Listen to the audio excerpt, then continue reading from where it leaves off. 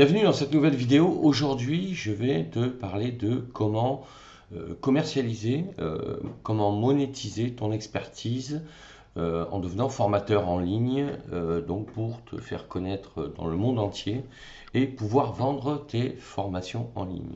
Alors, ce qu'il faut savoir, c'est que si tu es technicien, si tu as une passion, quelle qu'elle soit, tu peux tout à fait transformer ces connaissances en formation donc en ligne pour proposer des cours et te faire connaître dans le monde entier.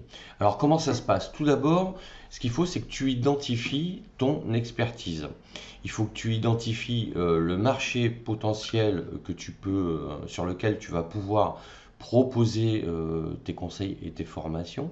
Il faut que tu puisses identifier ta cible, c'est-à-dire le public visé. Et ensuite, il va falloir que tu puisses identifier comment tu vas pouvoir, j'allais dire, convertir tes connaissances en formation. Mais pour ce faire, bien évidemment, il va falloir se former. Alors, on peut tous avoir des aptitudes à faire des présentations, à faire des prises de parole et à faire des PowerPoint que l'on présente aux gens. Mais créer des formations en ligne, c'est un peu plus complexe que ça.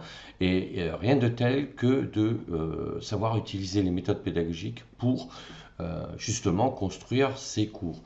Alors, l'intérêt de monétiser ces cours en ligne, c'est que il y a deux solutions. Soit tu es déjà formateur en présentiel. À ce moment-là, tu as déjà une clientèle. Tu donnes des cours certainement dans des entreprises ou dans des écoles, peu importe. Soit tu es un spécialiste dans une thématique bien particulière et à ce moment-là, tu vas pouvoir transformer tes connaissances en cours de formation en ligne. Et si tu es formateur en présentiel, il va falloir quand même que tu transformes tes cours en cours en ligne. Et la démarche pédagogique est légèrement différente, même si sur les grands principes, sur les déroulements pédagogiques, tu as déjà de très bonnes bases, il va falloir quand même adapter tous tes supports pédagogiques. Ça, c'est indéniable. Tu vas être obligé de reparamétrer tous tes cours et alors peut-être pas de les réécrire complètement, mais le principe consiste à ce que tu vas devoir décliner tous tes cours. Si par exemple en présentiel, tu abordes un sujet sur une slide par exemple, et que tu abordes 5 points, ben, en cours en ligne, tu vas devoir aborder que un ou deux points. Pour une raison simple, c'est que lorsque tu es en présentiel, tu peux afficher ce dont tu vas parler au fur et à mesure et tu vas pouvoir l'expliquer face aux stagiaires. Alors que pour des formations en ligne, tu ne seras pas en face du stagiaire, donc il va falloir que tu détailles beaucoup plus en anticipant les questions potentielles que pourraient te poser des stagiaires. Donc quand tu vas faire un slide, tu vas aborder un sujet et à partir de là, tu vas soulever toutes les questions possibles et inimaginables qu'on pourrait te poser sur ce sujet et tu vas y répondre sous forme de connaissances pour alimenter ton cours et ta matière. Donc ça c'est pour l'aspect technique. Mais de manière générale, j'allais dire que monétiser son expérience et ses connaissances en ligne, ça va te permettre de toucher une audience au niveau mondial. Parce que une fois que tu auras créé ton blog, parce qu'il te faut un support, donc pour avoir un support et te faire connaître, il va falloir que tu sois repéré par les moteurs de recherche. Alors on parle de Google, mais on va dire tous les moteurs de recherche, même si c'est vrai que Google représente 90% des requêtes saisies sur Internet. Et à partir de là, il te faut un support. Et le support, ça va être le blog. Donc il faut que tu crées un blog. Mais le blog seul comme ça ne va pas générer de trafic de manière naturelle si tu ne l'alimentes pas avec du contenu. Et le contenu, ça va passer par des articles, ça va passer par des vidéos, ça va passer par des podcasts, etc., etc. Donc il va falloir que tu crées du contenu. C'est ce qu'on appelle le marketing de contenu. Et ce contenu-là, il doit être rédigé en respectant certaines règles, c'est-à-dire les règles du SEO. Le SEO va te permettre d'être repéré par par les moteurs de recherche. Je ne rentre pas dans le détail aujourd'hui concernant le SEO parce que je vais faire des vidéos spécifiquement sur ce sujet.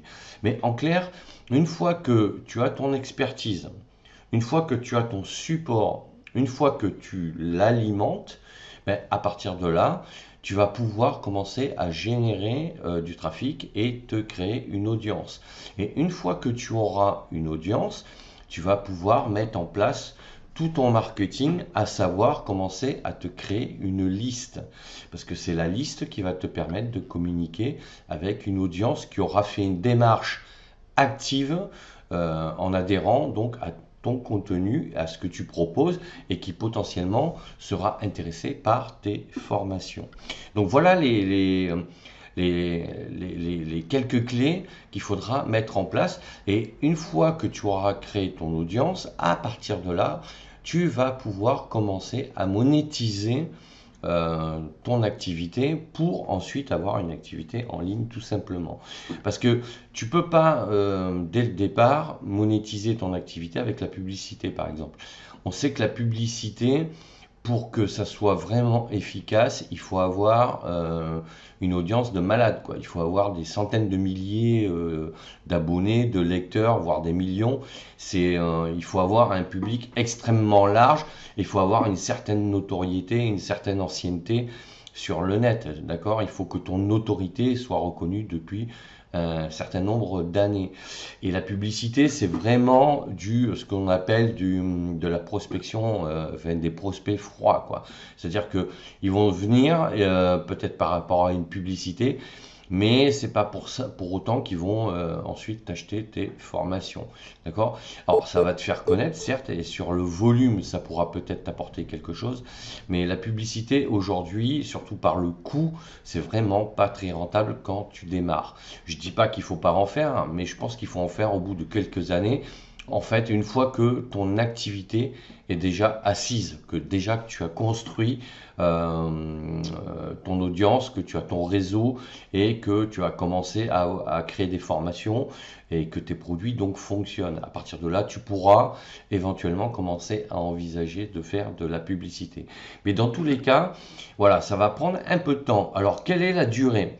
Parce que c'est la question que tout le monde se pose. Alors, ce qu'il faut savoir, c'est que il y a une dizaine d'années, tu pouvais, avec on va dire quelques milliers de visiteurs par an, aller avec 2-3 000 visiteurs par mois, ce qui faisait à peu près 30-35 000 visiteurs par an. Tu pouvais te constituer une audience. Il y avait très peu de gens qui allaient sur le net. Et ceux qui allaient étaient vraiment des fans et des pratiquants actifs. Donc à partir de là, on pouvait rapidement se construire une audience. En 2015, ça a commencé à changer parce qu'il commençait à y avoir déjà pas mal de monde.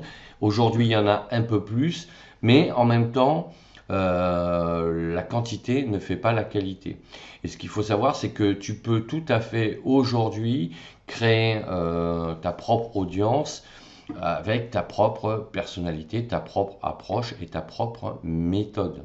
Alors ça va prendre à peu près plusieurs mois, voire 1 an ou 2 ans, parce que aujourd'hui, comme je te le dis, il y a des milliers, voire des millions d'articles au niveau mondial qui sont écrits chaque mois et que Google, avant de scanner ton blog et tes articles, avant de les référencer, il a besoin en général d'à peu près 6 mois à 1 an. Donc si tu envisages de créer une activité en ligne, c'est maintenant qu'il faut le faire. Parce que tu vas semer, un peu comme pour un potager, tu vas semer avant de récolter. Et ça prend du temps. Ça prend, voilà, selon ton activité, selon ta cible, ça peut prendre entre 1 an, 2 ans, 3 ans. Alors après, ça dépend le rythme de tes publications.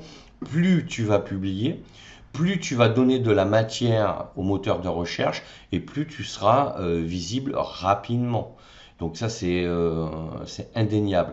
Après, ce qu'il faudra que tu regardes dans tes statistiques, si tes visiteurs sont des visiteurs nouveaux chaque mois ou ce sont des nouveaux avec éventuellement une audience qui revient régulièrement. Ça veut dire que là, tu es en train de te constituer une audience fidèle.